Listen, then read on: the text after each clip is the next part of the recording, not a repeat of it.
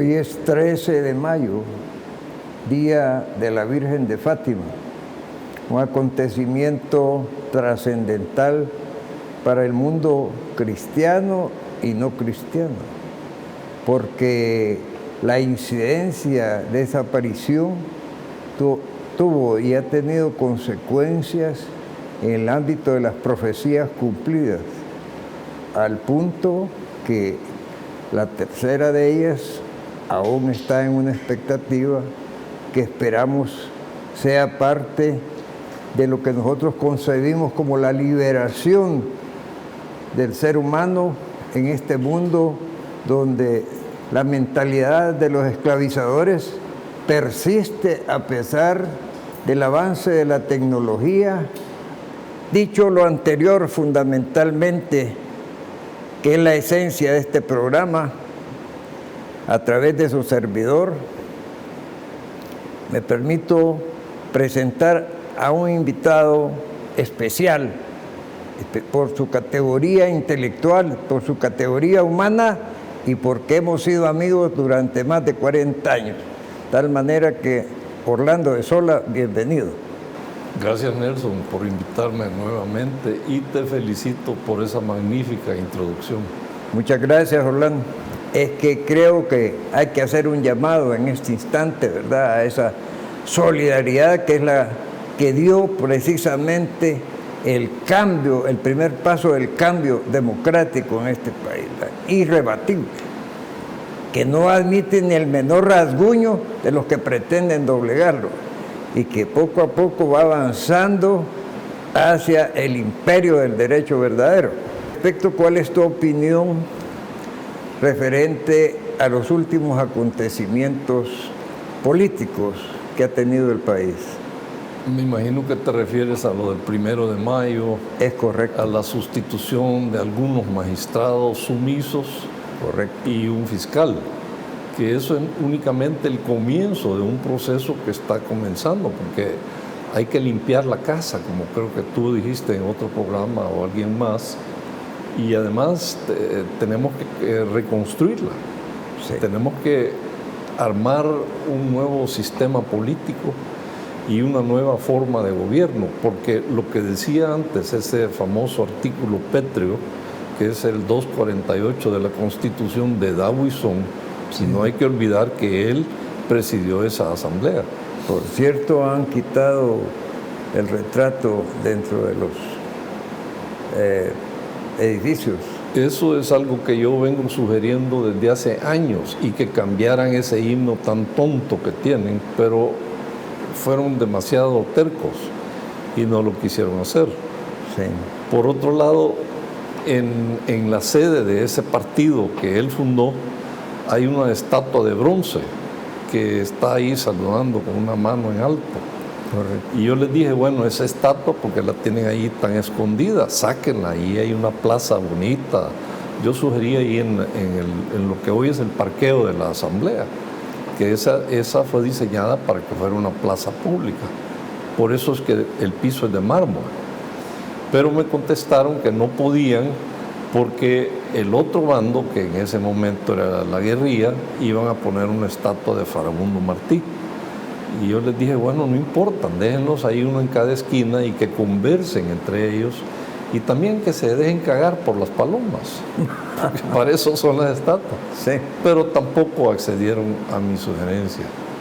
Y entonces, lo que hoy les está ocurriendo a estos señores que dicen ser seguidores de Roberto Dawison, que sí, realmente era un nacionalista, aunque tenía muchas ideas confundidas en su cabeza. Que yo debo decir, por conciencia ciudadana y por vivencia de esos momentos, que la figura de Roberto Dawison a mí sí me merece también respeto en cuanto fue el contrafuego de la violencia contra la violencia. Y porque además a él lo rodearon personas de alta calidad en su valentía y en su amor a la patria, de la cual me precio de conservar la amistad, ¿verdad? Y gente que también haber pasado por esa área del mercantilismo y del aprovechamiento, conservar, bueno, yo diría que hasta tu persona, porque en una etapa determinada las áreas democráticas de este país se conjugaron a través de la acción que tuvo Roberto Dawes.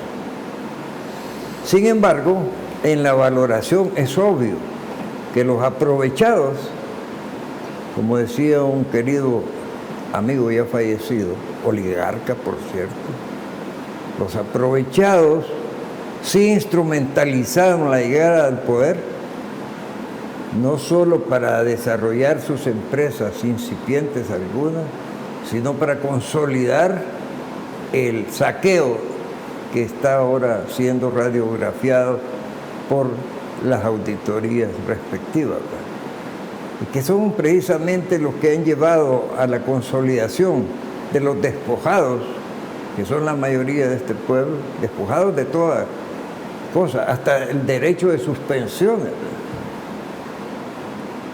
sobre la cual creo que es un tema que hay que discutir.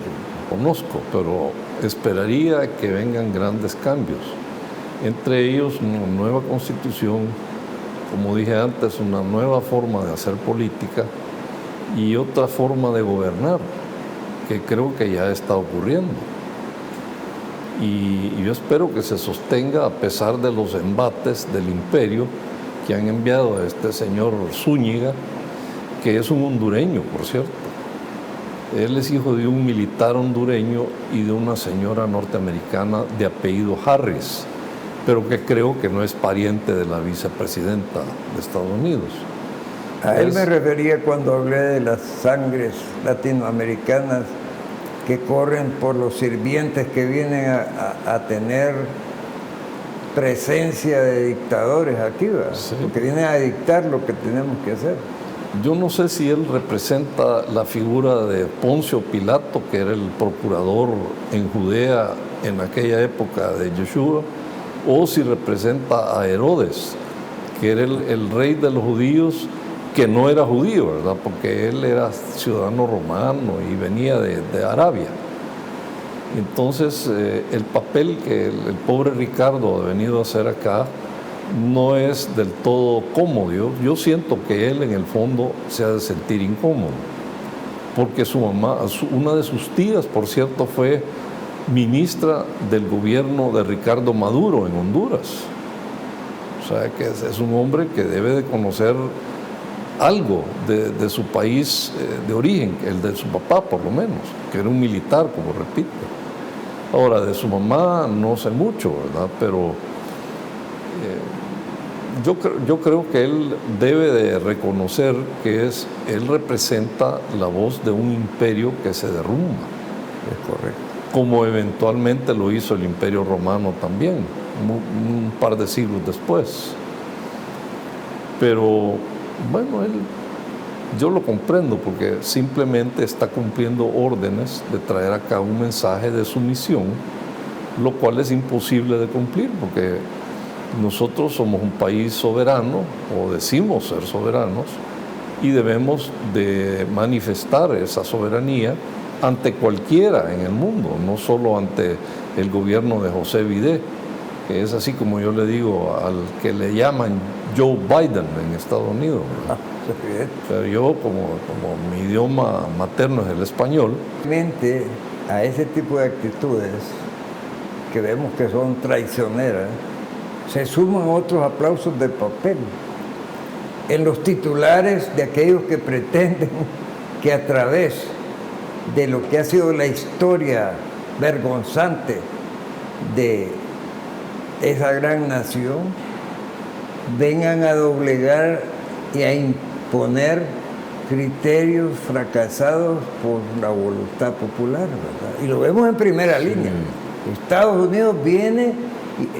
Unidos, que es hablar de una nación, no, el gobierno de fulano de tal viene a querer imponer ciertas cosas. De lo contrario va a tomar represalias. Y como te decía, y yo invito a nuestros queridos amigos televidentes a que entren a esa enciclopedia flotante que se llama Wikipedia, ¿verdad? Para que con una inmediatez, sin tener que ir como antes lo hacíamos nosotros, ir a la Biblioteca Nacional a buscar ya sea los periódicos o los diferentes libros que no teníamos a la mano, pero hoy con esa facilidad de poderle preguntar al teléfono qué es el imperialismo, qué es el colonialismo y cuáles ejemplos hay, y ahí va a salir el rosario, ya que estamos hablando de la Virgen también, el rosario de abusos que hubo sobre los diferentes estados en el pasado, cambiando, poniendo presidentes, haciendo su antojo. Y es que sería a estas alturas de la civilización brutal aceptar que nuestra Constitución es un papel periódico. ¿Verdad? Sí. Pero hablando de eso, yo creo que habría que definir un poco lo que es imperio. Hasta donde yo entiendo, significa dominio, poder, ¿verdad? Imperios han habido siempre a través de la historia, ¿verdad? El que ha predominado en el último siglo, un poquito más de un siglo, es el estadounidense. Pero yo me atrevería a sugerirle al gobierno de José Biden en ese imperio que en lugar de andar buscando camorra en otros continentes, tratara de consolidar una alianza, pero basada en amistad, aquí en el continente americano. Lo que los españoles que descubrieron este mundo le llamaron Nuevo Mundo. Y a mí me gustaría sugerirle que cambien su actitud de dejar de meterse en Eurasia, que ellos allá están haciendo otro arreglo entre la República Popular China y la Federación Rusa, y están tratando de entenderse con la Unión Europea, que está bastante desunida, por cierto. Yo cuando vi al embajador Bassols dar esas declaraciones hace poco tiempo ante todo el resto del cuerpo diplomático, me extrañé la fuerza con que hablaba, porque la Unión Europea también se desmorona allá en Europa. Cualquier conflagración en aquella parte del mundo, yo diría que se concentren en América.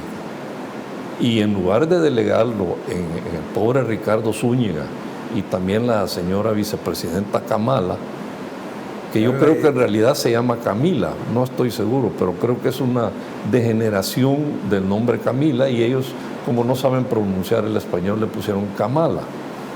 Entonces, ella es la vicepresidenta. Yo creo que esa es una tarea muy grande para delegarla en ella, como son las relaciones con el resto del continente americano, igual que es una tarea muy grande la que nuestro presidente Bukele le ha delegado a Félix Ulloa, que es el vicepresidente, que es diseñar una nueva constitución. Yo creo que eso es una tarea demasiado grande para el vice y para la comisión que él formó, de la cual ya no es miembro este señor José Fabio Castillo, que se salió precisamente porque él quiere seguir apoyando el mercantilismo, donde están la mayor parte de sus clientes.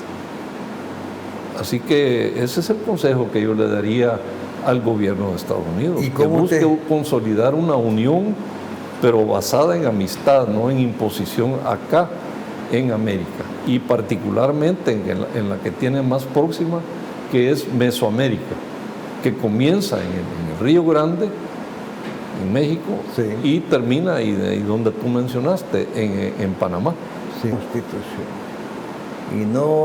Y dejar a un lado ese concepto tradicionalista de los remiendos, que al final y al cabo solo ocultan las verdaderas intenciones de que las cosas sigan como estaban, disfrazadas de uno que otro término jurídico y de alguna migaja de concesión a los intereses generales.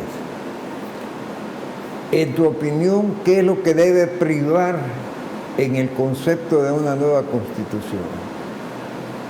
Bueno, Primero, habría que señalar que también la Constitución de Estados Unidos tiene 27 remiendos, entre ellos que las mujeres puedan votar, que los negros puedan votar, y otros como la aportación de armas, la tenencia de armas, que es el segundo remiendo de la de Estados Unidos, que dicen que es la de más edad en todo el mundo, porque ya lleva un poco más de 200 años, ¿verdad? Pero remendada.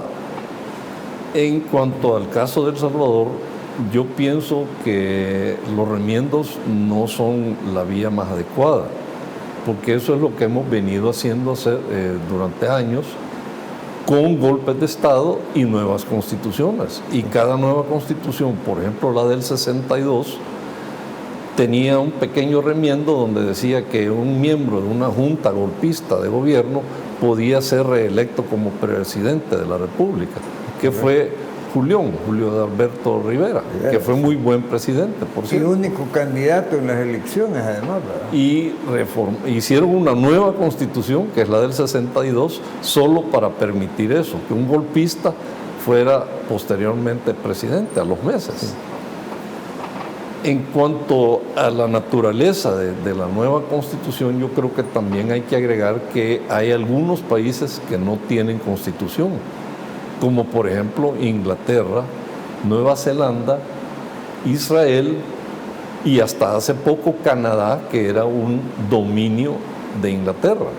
O sea, esa bandera que nosotros vemos de Canadá, que tiene una hoja de arce o de liquidámbar roja en un fondo blanco, es relativamente nueva, porque antes la bandera de Canadá era parecida a la de Nueva Zelanda. Hay una constitución que es la que llamamos la de Menéndez, que es de 1886, donde claramente decía que se reconocen derechos anteriores y superiores al derecho que fabrican los abogados. Pero ese artículo fue quitado, fue puesto en otro lugar y ha quedado poco claro el reconocimiento de esos derechos anteriores y superiores, que creo que es de lo que debemos de comenzar a hablar como pueblo ahora. ¿En qué creemos? Una especie de lo que hicieron los cristianos en el siglo IV, cuando aquel emperador Constantino convoca a un concilio en lo que ahora es Turquía, en un lugar cerca de Estambul que se llama Nicea, que no se llamaba Estambul entonces, sino que se llamaba Constantinopla o Bizancio. Lo de Estambul le pusieron muchos siglos después. Entonces, en este concilio se ponen de acuerdo algunos obispos, no todos, de la Iglesia romana, sobre en qué creían. Y es lo que hoy los católicos rezan como el credo.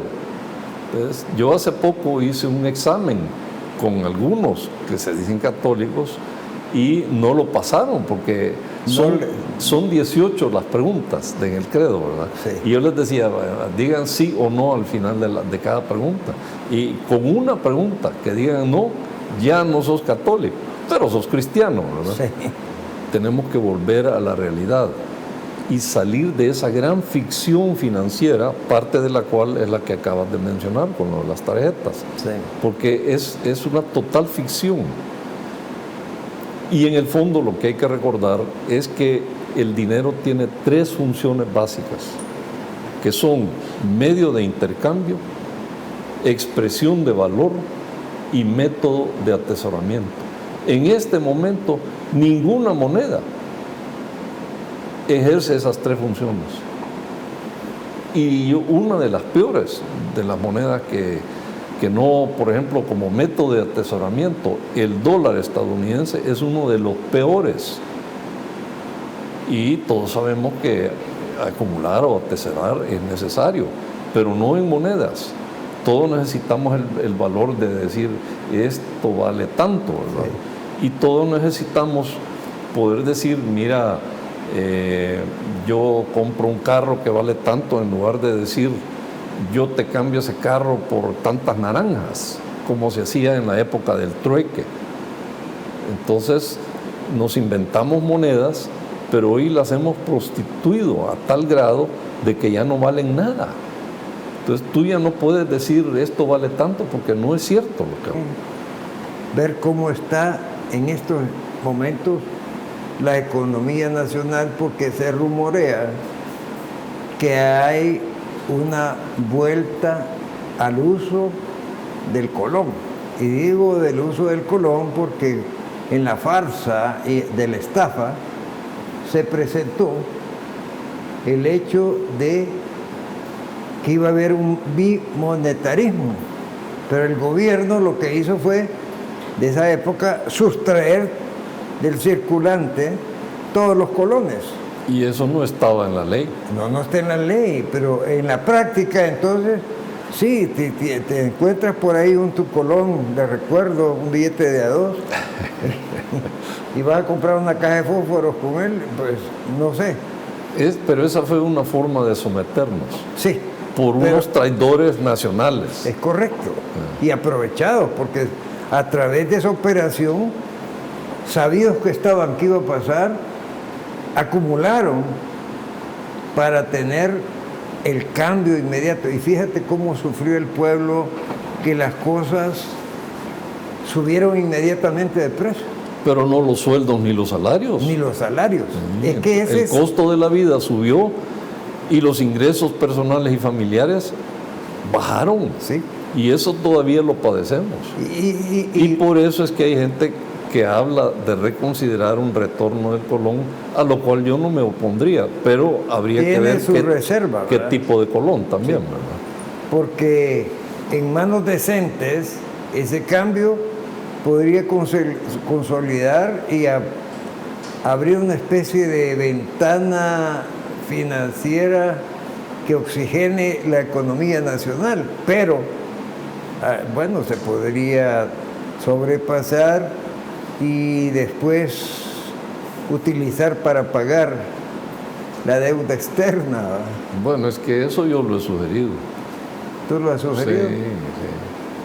Pero no he hecho el cálculo de cuántos colones había que fabricar para pagar toda la gigantesca deuda. Sí. Pero sería una buena manera de pagar una deuda que para mí es odiosa. E impagable. No solo eso, sino que es parte de la cadena de la que quieren jalar en determinado momento, como quien le jala el bozal a un caballo. Por eso la Mari Carmen anda amenazando con eso, y que ya van a bajar los letes, y los letes son puro invento, hombre. Así es.